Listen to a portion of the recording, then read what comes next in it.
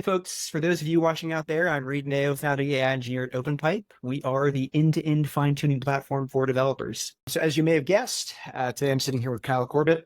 He's our technical CEO and co-founder. We're going to have an open conversation about how to avoid some mistakes when fine-tuning. Ultimately, what that's really about is how to optimize your approach and process around the technique so you can end up with the highest performing models, fine-tuned models. So before we kind of dive into the weeds, for anyone who's watching who might be unfamiliar with fine tuning, the basic premise is, you take a base off-the-shelf foundational model, something like GPT-4o, and then you supply it with additional training data that's highly focused in your task-specific context or knowledge domain specific, and then ultimately you're going to get increased performance and quality on the LLM responses with that new fine-tuned model, whenever you're using it for related tasks. So in addition to better model performance, fine-tuning also allows you to cut costs substantially. You can imagine why there, because you can replace a large, expensive general purpose model with a much smaller, low cost, but specialized fine-tuned model. Moving to that smaller model, of course, also drastically reduces inference latency, since there's just simply less computation that has to occur at inference time. And also, for those unaware of OpenPipe, we do provide an end-to-end platform that makes it super easy to basically run this entire process. So, collect potential training data, select the highest quality, data from that, pool of potential data to make a high quality training set. Easily fine-tune a variety of base models, different sizes, smaller models, larger models. Evaluate the performance of those fine-tuned models, and then ultimately, for your convenience, will also host inference of those models. But there's zero lock-in. So today's topic with Kyle, our resident expert, is going to be again, what can go wrong and how to prevent it. This is a pretty valuable topic. Kyle and I are going to break it into pieces, 3 separate chapters to make things more manageable and easier to follow along. So those 3 major pieces are, we'll cover training data initially, so choosing the best data, common methods for collecting it, common methods for shaping it, refining it. Next, in a follow-on conversation, we'll talk about choosing the best model, some trade-off decisions there, and then like hyperparameter tweaks and so forth. And then the third and final conversation in this short series is going to be measuring performance. So basically, evaluating these fine-tuned models across the tasks that you've train them on so they do better on. Kyle, without any further ado, let's go ahead and jump into it. Again, a huge talking point in the fine-tuning community is just how critical training data is to ultimately end up with the best model. Do you want to speak to that a little bit? It's data and model, but it seems like it's 90% data in terms of the effort. Yeah, that's definitely what we're seeing. So I would say, even over the last year, the base models we've got have been really good. And obviously better ones keep coming out. Just yesterday we got GPT-4o Mini available for fine tuning, broadly available, as well as the new Llama 3.1 models, which are really strong models and, across all their different sizes, really are state of the art. That said, what we find is even with models older than that, even the models that we've had available for the last year, data quality almost always is the bottleneck that's preventing you from getting better performance. So what we're seeing is usually, even with a model, say like a Mistral 7B, which is a model that was released just about a year ago, maybe actually a little more than a year ago at this point, we're seeing that model is really, really strong. And with most users, they're able to get fantastic performance out of that. And it's just a question of, do they have strong enough data? And then once you do get strong enough data, eventually you do get bottlenecked by that base model, and moving to a stronger base model is going to give you just more intelligence and better performance, especially on edge cases that are a little bit confusing. So that's the advantage you get there. But yes, getting your data in the right shape and having high confidence is the first thing you got to do. Okay. And it sounds like it could even be, one of the larger parts of the lift of the overall process. Is there, it sounds a little bit to me like you get a little bit of performance future proofing almost out of the box if you do this right, in the sense that, if you spend 80% of your time on the data side of things, whenever that new, state-of-the-art model comes out, you talked about Llama 3.1, but the small and the larger model coming out, and it got implemented on the OpenPipe platform, I think we had it live in like 6 hours or something crazy. So would you agree with that? Where like, if you spend the bulk of your effort on getting, collecting the best data, shaping it, and so forth, and then you get automatic, performance boosts out of the box every time a new state-of-the-art model releases. Yeah, that's exactly right. One interesting insight that we've noticed is that we find that like prompts are not necessarily that portable across models, and maybe they're becoming a little bit more portable over time as models just all get smarter. But in general, there's a lot of prompt engineering you have to do to, basically fix the specific failure cases or weird twists that a particular model has. We found that for fine tuning, that's really not the case at all. The fine tuning data sets that people use are extremely portable. And if you get, if you have a data set that works really well on one model and then you move to a stronger model, basically you can just assume that your fine tune is going to be a little bit stronger. So yes, I would say if you got a good pipeline set up, and obviously you can do that through OpenPipe, then yeah, adopting a new model is extremely straightforward. Okay, awesome. Pretty much just find and replace, so to speak. Speaking of getting a good pipeline up, and I'm sure there's a pun there, but I won't make it with OpenPipe. But to me, the high level process kind of looks like this. It's first it's a mental modeling exercise of modeling the problem domain, modeling what the data looks like, so to speak. Then you've got to go out there and actually implement your model in terms of actually collecting this data from somewhere or creating it from somewhere. And then, in my mind, there's probably a refinement or some type of either quality assurance step, or there's some, you collected the data maybe from pre-existing sources. Maybe there's opportunities to refine or optimize that data. Does that map with your alignment of this process? And or there might be other steps, or even like iterations or something like that I'm not thinking of? Yeah, so the way I think of this process in 90% of cases, and there are some edge cases where this isn't where you go, but what I would start with is just like finding the absolute strongest model out there, whether that's GPT-4, Sonnet 3.5, but find for your specific use case what model is strongest just purely through prompting, ignoring fine tuning, and get something live with that. So explain your task, get a great prompt going, and be running that in production. Once you've got that going on, then like your fine tuning journey becomes a whole lot easier because you now are sort of like throwing off data from that where your users are coming in, they are using your app or your feature, whatever you're doing that's Gen AI powered. You can actually collect those inputs that you're getting, and then if you want, you can even collect the outputs you're getting as well, and just directly fine tune on those. And so the reason you would do that, of course, is because you can then move from that extremely strong, extremely powerful, but also usually quite expensive frontier model to a much cheaper model that is also going to have extremely high performance because you're specializing it through fine tuning on your task. Okay, yeah, Kyle, that completely makes sense. In terms of literally just logging that real world production data and using that, of course, from a state-of-the-art model, using that to fine tune a smaller, more low cost model to get better performance on that fine tune model, and of course lower latency as well. Tell you what, let's actually take a step back here for some of our viewers that have no experience with fine tuning at all. To me, I guess the most basic fundamental question is, what is the format or structure of LLM fine tuning training data? What does it look like? Is it typically in JSON format? Like, what is the input? I guess classically in ML, you'd call this the features. What does that look like? What does the output or label look like? Um, Yeah. So the way we do that in OpenPipe's case is we've really standardized on effectively like the OpenAI format. And okay. so basically our input is it's a list of messages of user and assistant, also tool calls, of course, we support. And then the output is again using OpenAI's format, an assistant message. And so the nice thing there is actually a lot of these models, even post fine tuning, really benefit from having a nice prompt explaining what's going on. So we find some users coming with maybe more of a classical ML background and are working and assume that it's just kind of like input data, output data. And that can work, especially if you have a large enough data set. But you get such a performance boost by also keeping the prompt in there so that the model kind of like is grounded and is explained sort of the steps it should be going through.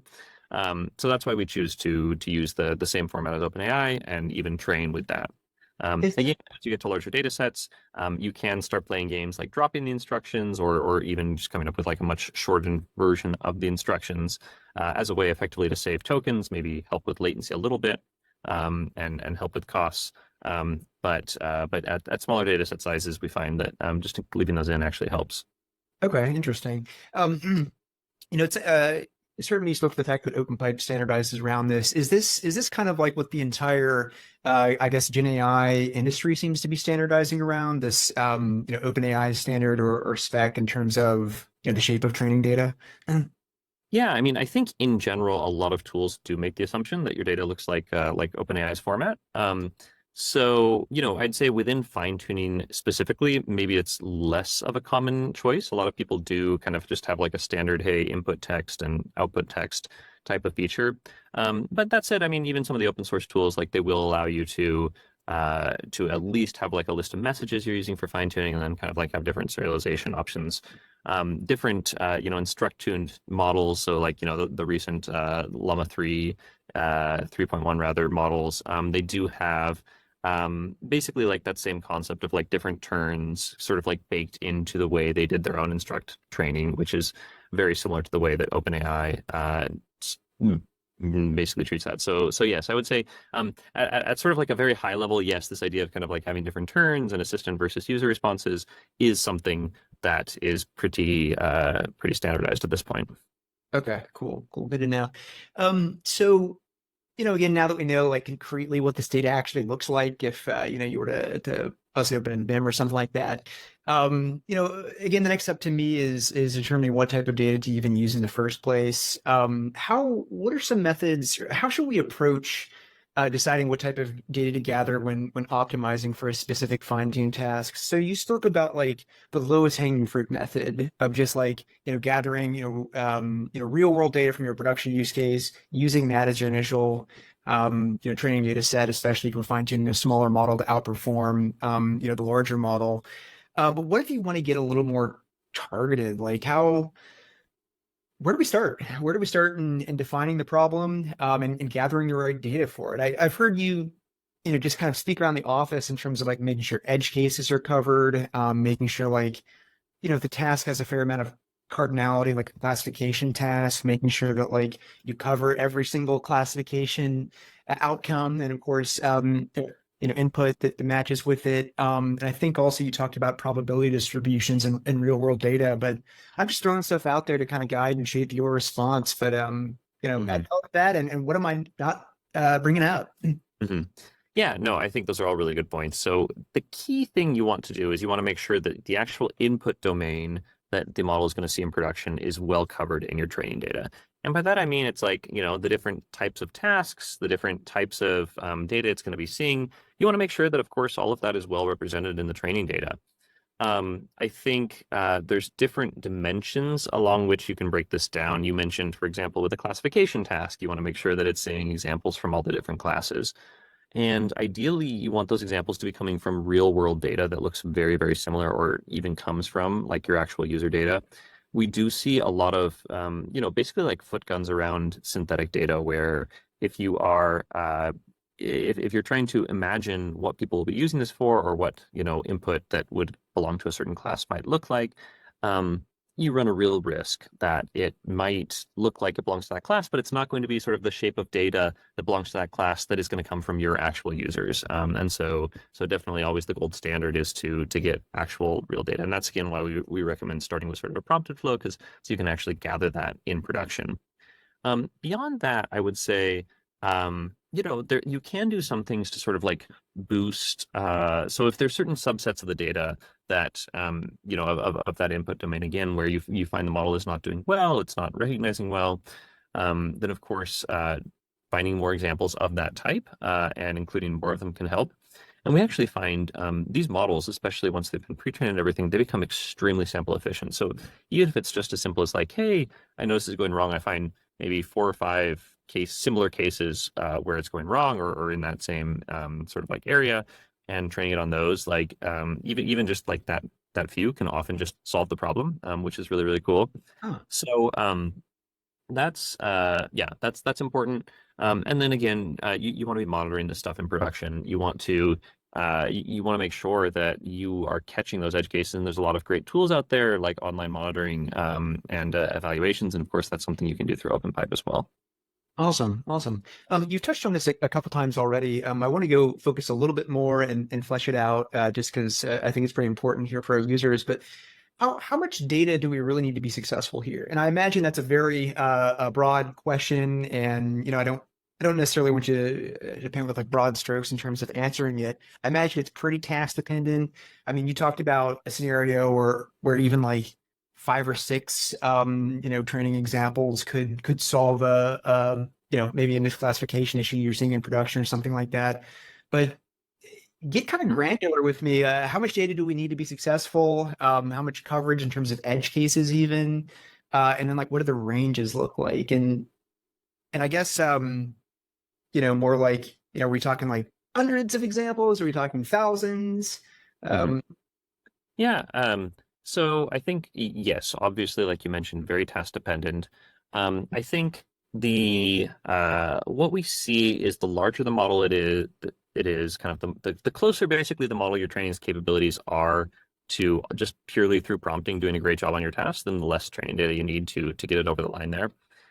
So we'll see like for many tasks, if you've got like, like I say a Llama 3.170B, you give it 100 examples, it's going to do a great job. Whereas maybe for the same task, if you want to take a Llama 3.18B, maybe you need 1,000 examples or at least 500 or something like that. And so that's a big factor is kind of like how capable the base model is. Beyond that, obviously, the more complex a task is, then the more training data you are going to need.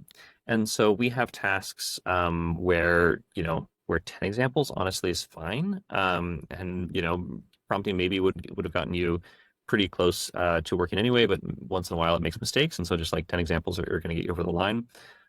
We have some, and this is a very small minority, frankly, but we have some like quite complex tasks where our users continue seeing performance as they're getting to 10 or 20,000 examples. Beyond that point, I find it very rare that additional, just like pure volume without changing the data mix is going to make much of a difference.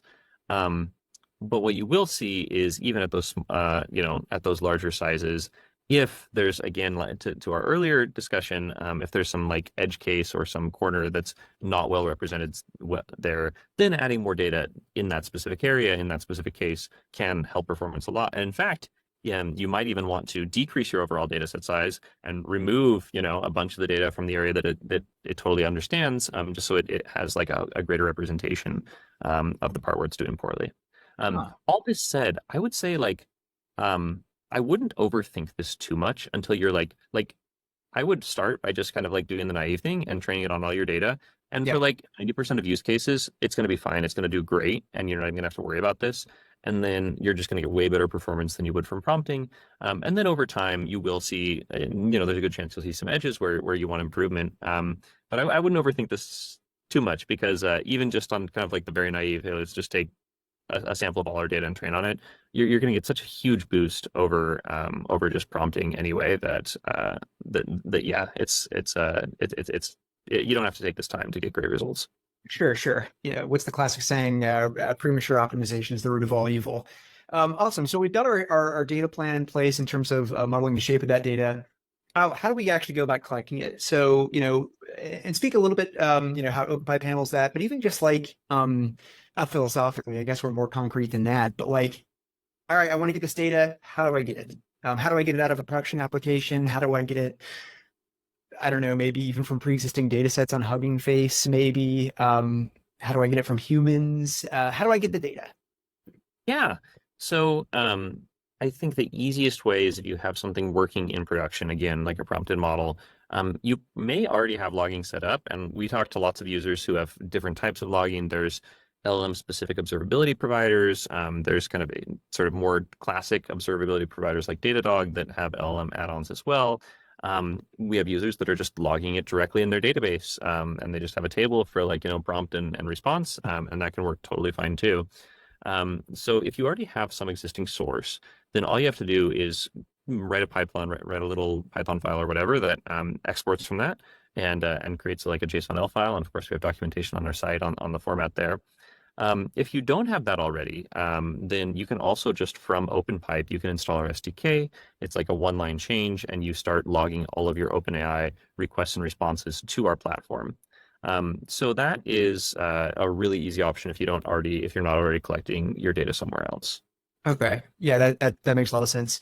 Is it crazy to consider, human generated training data like at the lift that we're talking about? I imagine like for the bulk of the data, it probably just doesn't make sense. Is it mainly just complementary? Like whenever you talk about those five to six, examples for like an edge case to be solved, how do humans fit in at this point, if at Yeah, I all? think that's a great question. So what I would say is humans definitely have a place. The place where I see people getting the most bang for their buck is, so first of all, I would at this stage not try, there's these outsource organizations you can use to kind of get human labels that don't have a lot of context. I haven't seen anyone getting better results, frankly, with those at this point than just like good prompting with GPT-4 because, if these external humans, they don't understand your product, frankly, or your task any better than GPT-4 does, probably. So just kind of like generic human workforces, Amazon Mechanical Turk style. I think that is we're sort of past that era. Now, where I do see human time being really valuable is if you have a domain, if you have your users or your employees who understand the task really, really well, and then there is a lot of value in extracting that information from them and figuring out like what does a good response look like. And so that can be something that happens in your app where you're gathering signals, kind of like in the classic chatbot example, you can give multiple generations and say which one's better. Um, or if you have some concept in your app of, hey, you're producing a draft or whatever it is you're doing, and then the user is editing it or the user is accepting or rejecting it, capturing those signals can be really valuable. And then also internally, like within your own company, basically uh, gathering those signals from people who understand the task really well and basically have taste on what you're trying to accomplish can make a lot of sense. Usually, I recommend people not try like having the human generate the output, manually type up all the outputs. You can do that, and it can work well. I actually find it often ends up with lower quality because if you ask a human to sit down and like, write 500 examples of something, like they're going to get bored. They're going to start taking shortcuts. Like you just can't maintain someone engaged on that, especially someone who, is highly skilled and has a lot of other things to do with their time. So instead, what we recommend is you start with, get the best pipeline you can for getting the model to generate stuff, and then have the human fix it, or the human basically just say, yes, this one's good, this one's bad. You really have to be, protective of your human's time resources. Yeah, absolutely. Yeah, that makes a lot of sense. Much lower cognitive lift, reviewing content than generating it. And of course, that speaks to the massive gain from Gen AI in general. Yeah. So Kyle, so you talked about this a little bit earlier, but are there some implications here with synthetic data? Like 100% synthetic data or like human augmented synthetic data? So how I feel about synthetic data, I don't know, it's maybe a little idiosyncratic, I would say. But I so synthetic data, like it's a term that can mean many different things. And so in my mind, synthetic data from like a pure, hey, here's our prompt, let's try and generate some data that like, some other prompts like this one, or some other input similar to this one, and then train on all of them. I'm a little bit skeptical of that, to be honest, especially if you're trying to generalize to create quite a large data set from some just like rather small initial seeds. Uh, that can work in sort of more of a sort of like pre-training or even general purpose instruct fine-tuning regime where you're just trying to come up with like plausible questions that anyone might ask about the world, and LLMs can kind of like figure that out. In the type of fine-tuning we're talking about, where you're focused on a very specific task that you're trying to get done, what I found is that like the LLM, it just doesn't know your task, right? It doesn't know what's realistic necessarily to expect, and so you can end up being a little bit off track when you do things that way. So what I always recommend is, excuse me, is trying to start from real data, real inputs, real users, what people are actually using your app for. That is the gold truth. Like that is what you're trying to do better on. Um, Now, on the other hand, synthetic data, if by synthetic data we mean coming up with like really high quality outputs for a given input, then I think that works really great. We've built internally a tool called Mixture of Agents, which basically is a synthetic data pipeline that takes these inputs and goes through an iterative series of steps to try and create like the absolute highest quality possible output for that input.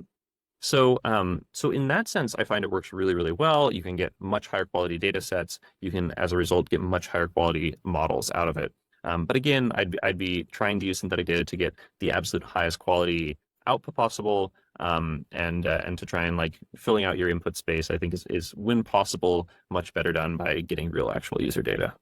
Absolutely makes sense. And regarding like we just spoke about in terms of mixture of agents to regenerate the output completions. That's relabeling, right? Yeah, yeah. So Okay. that's creating new, better, basically better outputs for a given input. Okay. Cool. Um, Yeah, well, I think we're pretty much about time here, Kyle. I wanna obviously thank you for your time. Before we dive off entirely or sign off, are there any other things that maybe we didn't catch that pop at the top of your mind in terms of modeling your data plan, collecting the data, increasing the quality, or refining that data? hmm I mean, the one thing I would say is even if you don't need fine tuning right now, there's a big ROI on just starting to capture your data, assuming you can do that in sort of like a privacy compliant way and everything, because it'll just give you that option in the future. And you may find that like the lift required is really low.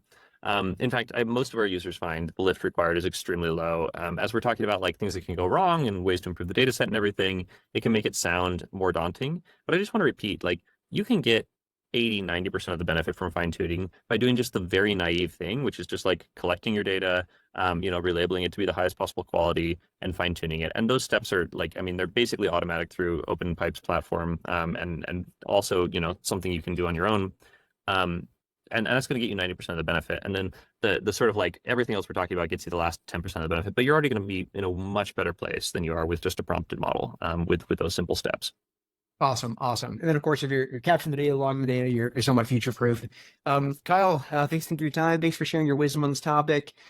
Folks, if you're watching this, you want to learn more, have any follow-up questions, feel free to send connection requests on LinkedIn to either Kyle or I. Also, of course, you could ping Kyle on Twitter. Kyle, what's your handle on Twitter or X these days? But yeah, that's it's just Corbitt. Awesome, awesome. We'll look forward to hearing questions from y'all. All right, awesome. Thanks, Kyle.